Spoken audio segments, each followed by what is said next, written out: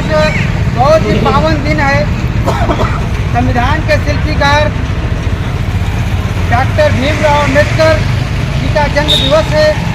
मैं सबसे पहले उनको कोटि कोटि नमन करता हूँ, प्रणाम करता हूँ और आशीर्वाद का कामना करता हूँ कि समाज में बाबा साहब के विचारों को फैलाते रहें, अपने समाज के लोगों का मदद करते रहें, उनके हक और अधिकार की लड़ाई लड़ते रहें।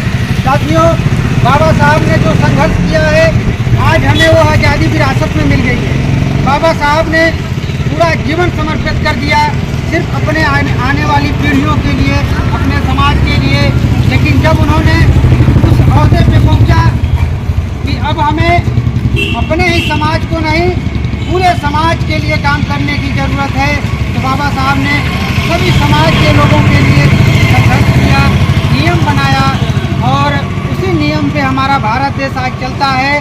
2 वर्ष 11 माह 18 दिन में सुंदर संविधान का निर्माण हुआ। तो साथियों, बाबा साहब ने हमें बहुत कुछ दिया है। हमें पीने का, खाने का, रहने का आज़ादी नहीं था, बिल्कुल हम अलग समाज में जी रहे थे।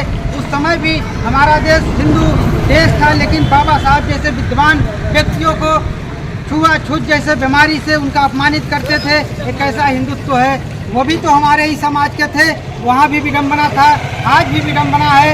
लेकिन हमें संगठित होकर के अपने समाज, अपने देश की लड़ाई लड़ने की ज़रूरत है।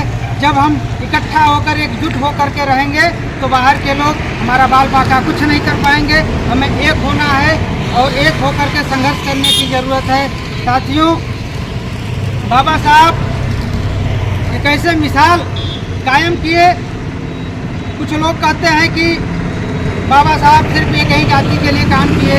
मैं बता देना चाहता हूँ कि जब लास्ट में बाबा साहब, जो उनकी पत्नी जब चली गई, तो शायद इतिहास गवाह है, प्रमाण है कि ब्राह्मण समाज के पत्नी से उन्होंने शादी किया और उनका पालन पोषण दोनों का चलता रहा।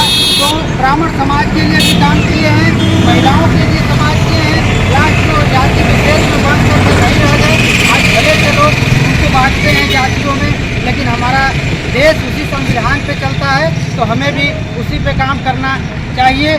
साथियों, हमारे देश में मैं आज इस मंच के माध्यम से बाबा साहब के जन्म दिवस पे भारत सरकार, उत्तर प्रदेश सरकार से यह भी निवेदन करूंगा कि हमारे देश में महंगाई और बेरोजगारी बहुत तेज़ी से बढ़ रहा है, तो इस पर भी सरकार काम करे, ध्यान दे, युवाओं को रोजगार मुहैया करे, नौकरी मुहैया करे और महंगाई पे कंट्रोल होना चाहिए। तब जाकर के हमारा देश आगे बढ़ेगा।